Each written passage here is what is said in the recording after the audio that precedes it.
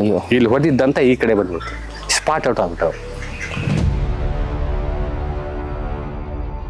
First ಮದ ಬರ್ಬೇಕಾದ್ರೆ ಏನಾಗುತ್ತೆ, ಹೆಣ್ಣನೇ ಹುಡುಕುತ್ತಾನೆ. ಆಮೇಲೆ ಏನಾಗುತ್ತೆ, ಮದ ಫುಲ್ ಆದಾಗ ಹೆಣ್ಣನೇ ಹುಡುಗಲ್ಲ, ಗಂಡನೇ ಹುಡುಕ್ತೈತೆ ಫೈಟಿಗೆ, ಬರೀ ಫೈಟಿಗೆ ಬಂದು ತಿನ್ನೋದಿಲ್ಲ, ಉಣ್ಣೋದಿಲ್ಲ. ನನಗೆ ನಾನು ಅವಾಗ ಸಣ್ಣ ಮಗ ಹುಡುಗ, ಇನ್ನೂ ಮೀಸೆ ಬಂದಿಲ್ಲ, 17 ವರ್ಷಕ್ಕೆ ನಾನು ಆನೆ ಕೆಲಸಕ್ಕೆ ಸೇರಿದ್ದು. ಅವಾಗ ಸೇರ್ಬೇಕಾದ್ರೆ ಎಲ್ಲರೂ ಕೇಳಿದ್ರು, ಅವನು ಉಮ್ಮರ್ಕಂತ ಇದ್ದಿದ್ವಿ, ಹುಡುಗಿಗೆ ಸೇರಿಸ್ಬೇಕು ಚಾಕ್ರಿಗೆ. ನಮ್ಗಾಗಲ್ಲ ಅಂದ್ರೆ ಆನೆ ಮಾತ್ರ. ಅವಾಗ ಚೋಟ ಮೇಜ್ ಅಂತ ಬೈದ್ರು ನಮ್ಮ ಗುರುಗಳವರು, ಅವರು ನಾನು ಸೇರಿಸ್ತೀನಿ ಅಂತೇಳಿ ಕಲ್ಯಾಣಿ ಅಂತ ಒಂದು ಹೆಣ್ಣಾನೆ ಅದ್ರ ಮೇಲೆ ಸೇರಿಸ್ಕೊಂಡಿದ್ದು ಒಂದು ವಾರಕ್ಕೇನೆ ಇದಕ್ಕೆ ಹೋಯ್ತು, ವರಾಯಿಗೆ ತಿಂಬರ್ ಕೆಲಸಕ್ಕೆ. ಅವಾಗಿಂದ ಪಾಪ ಅವರೇ ಟ್ರೈನಿಂಗ್. ಆಮೇಲೆ ಸುಮಾರು ಜನ ಮಾತ್ರ ಫಸ್ಟ್ ಮಾತ್ರ ಅವರೇ. ಅಂದ್ರೆ ಅಲ್ಲಿಂದ ಕೆಲಸ ಕಲ್ತ್ಕೊಂಡು ಆನೆ ಜೊತೆನೂ ಸೇರ್ಕೊಂಡು ಆನೆ ಕೆಲಸನೇ ಕಲ್ತ್ಕೊಂಡು ಎಲ್ಲ ಮಾಡ್ಬೋದು. ಅಂದ್ರೆ ಗುರುಗಳು ನಾವ್ ಏನ್ ಗೊತ್ತಾ, ಗುರುಗಳಿಗೆ ಬೆಲೆ ಕೊಡ್ಬೇಕು. ಗುರುಗೆ ಬೆಲೆ ಕೊಟ್ರೆ ನಾವು ಮುಂದಕ್ಕೆ ಚೆನ್ನಾಗಿ. ಅವಾಗ ನಾವೇನ್ ಮಾಡ್ತೀವಿ ಗೊತ್ತಾ, ಬೆಳಗ್ಗೆ 3 ಗಂಟೆಗೆ ಎದ್ದು ಅಡುಗೆ ಮಾಡ್ಬೇಕು, ಅನ್ನ ಮಾಡಬೇಕು, ಸಾರು ಮಾಡಬೇಕು, ಆಮೇಲೆ ಬಿಸಿ ನೀರು ಮಾಡಿ ಇವ್ರಿಗಿಟ್ಟು ಟೀ ಮಾಡಿ ಇವ್ರಿಗೆ ಕೊಟ್ಟು ಎಬ್ಬರಿಸಿ ಅವರಿಗೆ ಟೀ ಇಟ್ಟಿದ್ದೀನಿ, ಟೀ ತಂದು ಬಿಸಿನೀರು ಕೊಟ್ಟು ಅದು ಮಕ್ಕ ತೋರ್ಸೋಕ್ಕೆ ನಾವು ಆನೆಗೆ ಹೋಗ್ಬೇಕು.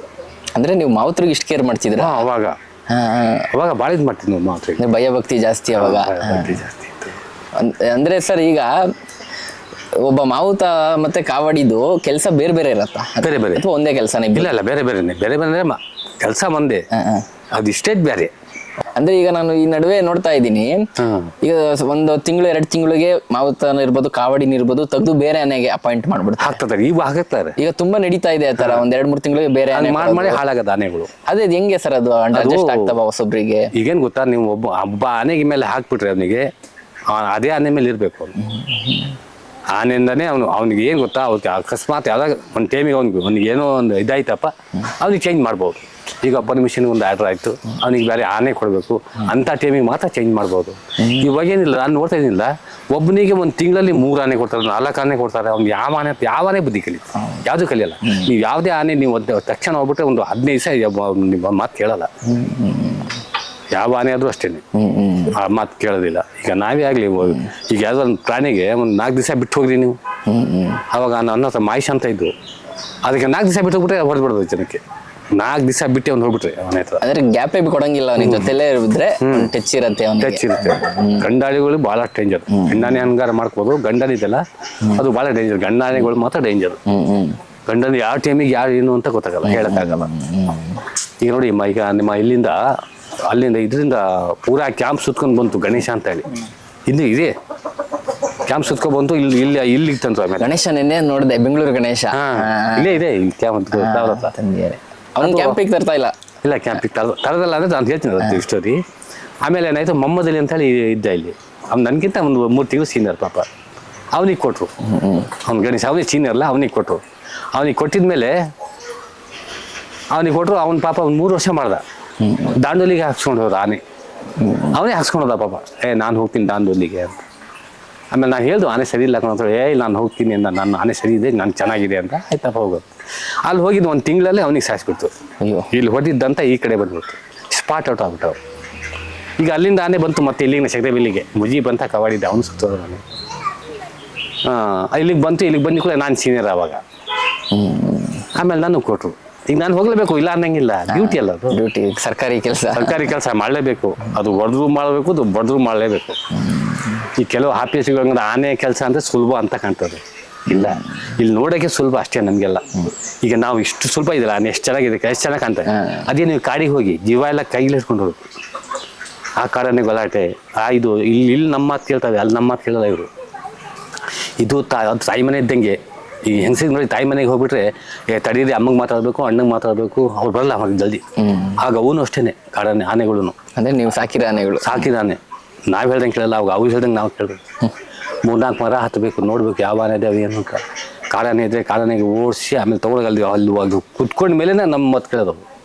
ಅದು ಬೇಡಿ ಕುತ್ಕೊಂಡ ಮೇಲೆ ನಮ್ಮ ಮಾತು ಕೇಳ್ತಾವೆ. ಅವಾಗ ನಮ್ಮ ಮಾತು ಕೇಳ, ಅವ್ರ ಜೊತೆಲಿ ಓಡ್ತಾವೆ. ಕಾಲು ಬೇಡಿ ಬಿಚ್ಚುವಾಗ ಅದು ಸುಮ್ಮನಿರ್ತಾವ, ಭಯ ಆಗೇ ಆಗತ್ತಲ್ಲ. ಕಾಲು ಮುಟ್ಬೇಕಂದ್ರೆ ಎಂತವ್ರಿಗೆ ಗುಡಿ ಇರುತ್ತಲ್ಲ, ಅಂದ್ರೆ ಅವು ಕೋಪ ಮಾಡ್ಕೊಳಲ್ವಾ, ನನಗೆ ಮತ್ತೆ ಚೈನ್ ಆಗ್ತಿದೆ ಕೋಪ ಮಾಡ್ಕೊಳಲ್ಲ. ಇವು ನಾನು ಕಾಲು ಮುಡ್ತಂತ ಇನ್ನೂ ಸ್ವಲ್ಪ ಇದು ಮಾಡ್ಕೊ. ಪ್ರಾಣಿಗಳಲ್ಲ ನನ್ನಿಂದಲ್ಲ, ಪ್ರಾಣಿ ನಾನು ಹೇಳ್ತೀನಿಲ್ಲ, ಮನುಷ್ಯನಿಗೆ ಎಷ್ಟು ನೀವು ಮನುಷ್ಯ ಸ್ವಾರ್ಥಿ, ಮನುಷ್ಯ ಇದಲ್ಲ ಅವ್ನು ತಿಂದು ಎಷ್ಟೇ ತಿನ್ಸನಿಗೆ ಏನು ಮಾಡ್ತಾನೆ ಗೊತ್ತಾ, ಹೊರಗೆ ಬಂದಾಗ ಏನೋ ಉಪ್ಪು ಕಮ್ಮಿ ಇತ್ತು ಇಲ್ಲ ಖಾರ ಜಾಸ್ತಿ ಇದ್ನು ಅಂತ ಇದಲ್ವಾ. ಪ್ರಾಣಿ ಹಂಗಿಲ್ಲ, ನೀವು ಒಂದು ಸರ್ತಿ ತಿನ್ಸಿ ಅದು ಸಾಯ ತಗೊಂಡು ಜ್ಞಾನ ಇಟ್ಕೊಂತಿದ್ದೆ ಇಲ್ಲ. ಈಗ ಹಾಸನದಲ್ಲಿ ಆನೆ ಗಲಾಟೆ, ಇಲ್ಲಿ ಎಲ್ಲೋ ಸಿಟಿಲೆಲ್ಲ ನಮ್ಮ ಕಾಲದಲ್ಲಿ ಆನೆ ಗಲಾಟೆನೇ ಇದ್ದಿಲ್ಲ. ಕಾರಣ ಇಷ್ಟೇ, ಏನು ಗಲಾಟೆ ಯಾಕೆ ಗಲಾಟೆ ಇದ್ದಿಲ್ಲ ಅಂದರೆ ನಮ್ಮ ಕಾಲದಲ್ಲಿ ಪೂರಾ ಕಾಡಿತ್ತು.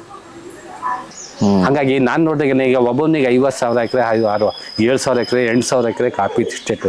ಮತ್ತು ಪಾಪ ಎಲ್ಲಿ ಹೋಗ್ಬೇಕು, ಏನು ತಿನ್ಬೇಕು ಇಲ್ಲಿ ಪ್ರಾಣಿಗಳು. ನಾವೇ ಹೇಳ್ತೀವಿ ನಮ್ಮ ಆನೆಗಳು ಲೂಟಿ ಮಾಡಿಬಿಟ್ಟು ಕಾಡಲ್ಲಿ ಲೂಟಿ.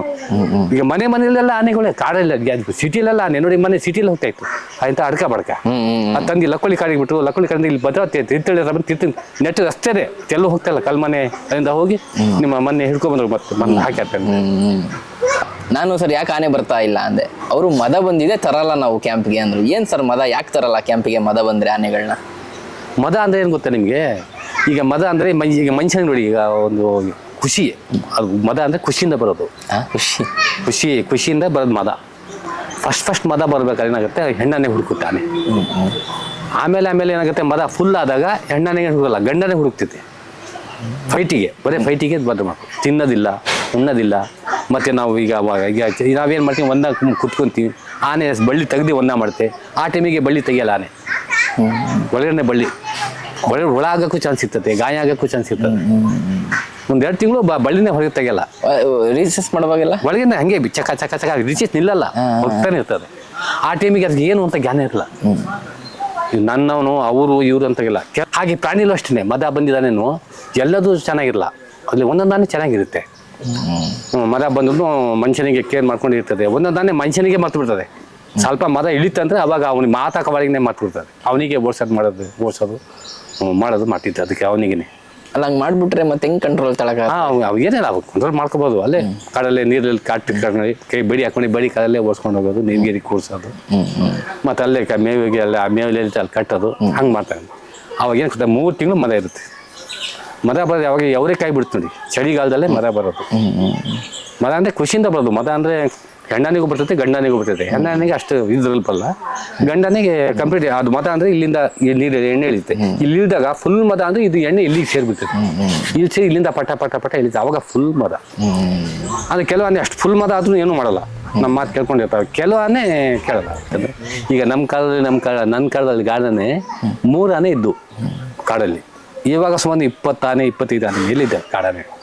ಪೂರಾ ಮುತ್ತುಡಿ ಕಂದ ಬರ್ತಾವೆ. ಮುತ್ತುಡಿ ಕಾಡಿದ್ದಾನೆ ಎಲ್ಲ, ಮುತ್ತುಡಿ ಕಾಡಿದ್ದಾನೆ, ಮಕ್ಕನ ಇದ್ದಾವೆ, ಎಲ್ಲ ಇದೆ.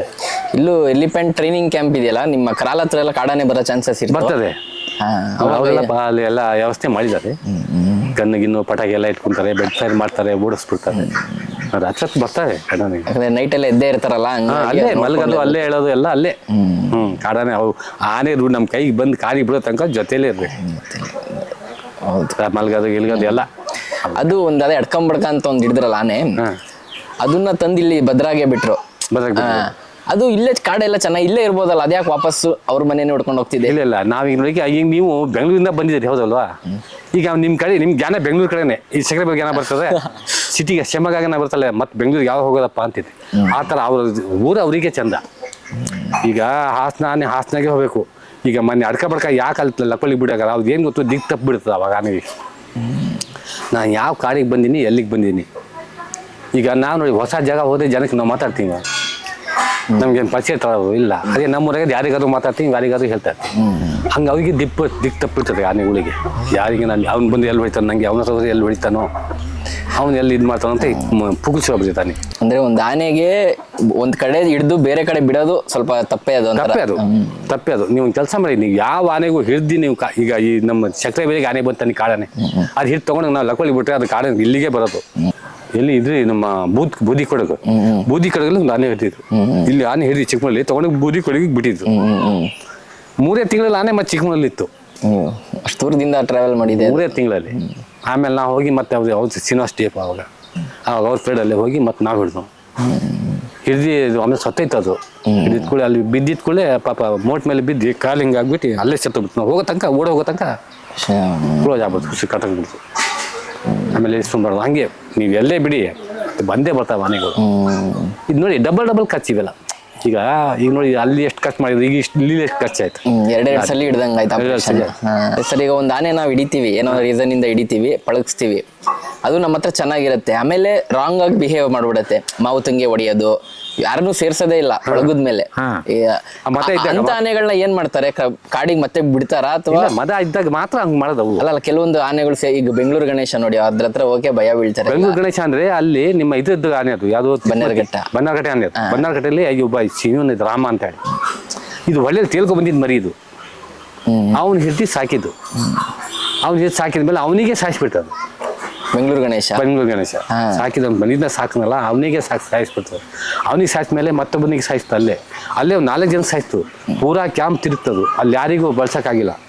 ಆಮೇಲೆ ಮತ್ತೆ ಸಕ್ಕರೆ ಬೆಲೆಗೆ ಬಂತು. ಇದೇನು ಗೊತ್ತಾ ಸಕ್ಕರೆ ಬೆಲೆ, ನಾವು ಅವಾಗ ಹೆಸರಿಟ್ಟಿದ್ವು ಹುಚ್ಚ ಆಸ್ಪತ್ರೆ ಅಂತ. ಯಾವ ಹುಚ್ಚ ಆನೆಗಳು ಇಲ್ಲಿಗೆ ಬರೋದು. ಯಾವಾಗ ನೀವು ಎಷ್ಟೇ ಮರಿಯಿಂದ ನೀವು ಸಾಕಿದಾನೆ, ಅದು ಮುಂದೆ ಗಡ್ಬಡ ಆಗ್ಬಿಟ್ರೆ ಅದು ನೀವು ಏನು ಮಾಡಿದ್ರು ಒಳ್ಳೇದಾಗಲ್ಲ. ಅದೇ ಬುದ್ಧಿ ಇರುತ್ತೆ.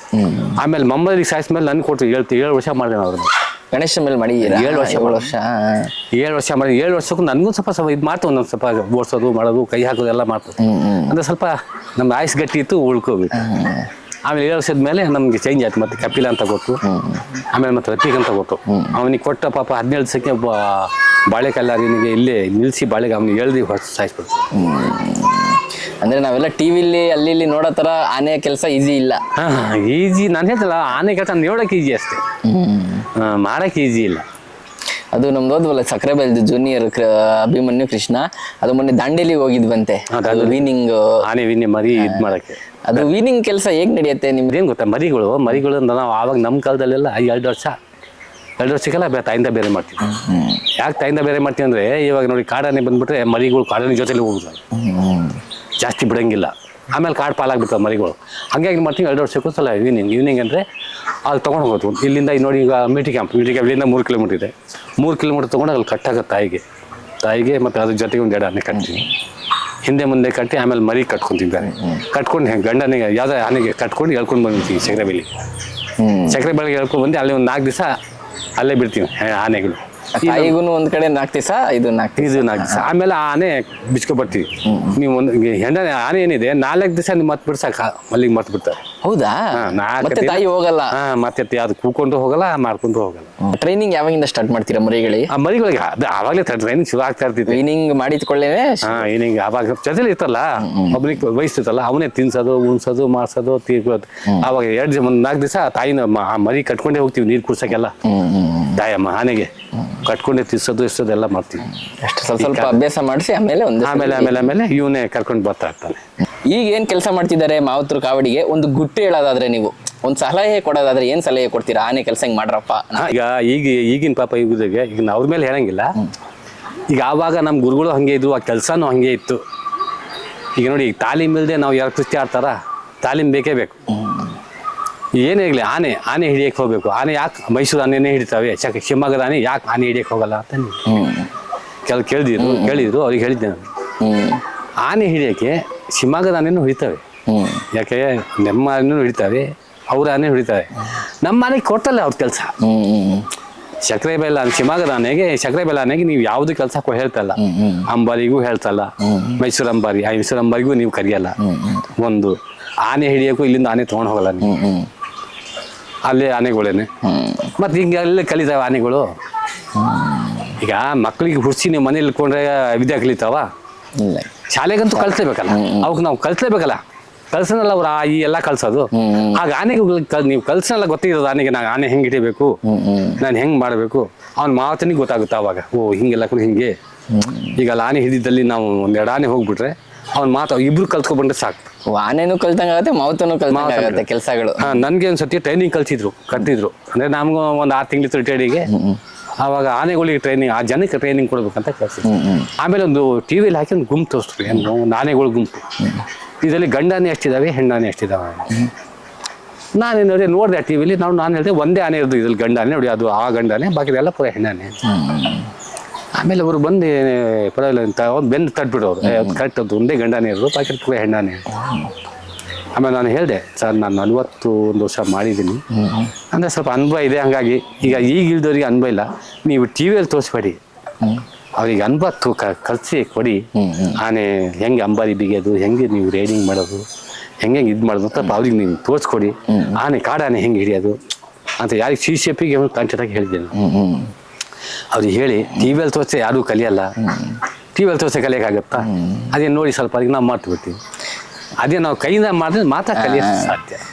ಅಂದರೆ ನಾವು ನಾನು ಹೇಳ್ತಿಲ್ಲ, ನಾವು ತಿಂತರದು ಅದೇ ಋಣ, ಇವಾಗ ನಾವು ಮೈ ರಕ್ತ ಹರಿತರದು ಆನೆ ಅದೇ. ಈಗ ನಾವು ಆನೆ ಅದು ನೆನೆಸೋ ತನಕ ನಾವು ಊಟ ಮಾಡಲ್ಲ, ಅದು ನೆನೆಸ್ಕೊಂಡೇ ಊಟ ಮಾಡೋದು. ಫಸ್ಟ್ ಅದಕ್ಕೆ ನೆನೆಸ್ಕೊಂಡು ಆಮೇಲೆ ದೇವ್ರ ದಿನದಿಗೆ, ಆಮೇಲೆ ತಾಯಿ ತಂದೆಗೆ ನೆನೆಸ್ಬೇಕು. ಸರಿ ಸರ್, ತುಂಬಾ ಖುಷಿ ಆಯ್ತು ಸರ್ ನಿಮ್ಮ ಜೊತೆ ಮಾತಾಡಿ. ನಮಗೆ ಸಿಕ್ಕಿದ ಖುಷಿ ಆಯ್ತು. ಯಾಕಂದ್ರೆ ನಿಮ್ಮ ಅನುಭವನ ಎಲ್ಲ ಹೇಳ್ಕೊಂಡ್ರೆ ಎಷ್ಟೋ ಜನಕ್ಕೆ ಈ ಆನೆಗಳ ಬಗ್ಗೆ ತಿಳ್ಕೋಬೇಕು ಅಂತ ತುಂಬಾ ಇಂಟ್ರೆಸ್ಟ್ ಇದೆ. ಈ ನಾವು ಹಂಗಾಗಿ ನಿಮ್ಮನ್ನ ಹುಡ್ಕೊಂಡ್ ಬಂದಿದ್ದೀವಿ. ಸೊ ನಮ್ಮ ಚಾನಲ್ ಮೂಲಕ ನಾವೆಲ್ಲರಿಗೂ ನಿಮ್ಮ ವಿಷಯಗಳನ್ನ ಎಲ್ಲರಿಗೂ ಹೇಳೋಕ್ಕೆ ಒಂದು ಪ್ರಯತ್ನ ಮಾಡ್ತಾ ಇದೀವಿ ಸರ್. ಚಾನಲ್ ವತಿಯಿಂದ ದೇವ್ರು ನಿಮಗೆ ಆರೋಗ್ಯ ಕೊಟ್ಟು ಕಾಪಾಡಲಿ ಅಂತ ವಿಶ್ ಮಾಡ್ತೀವಿ ಸರ್. Thank you sir.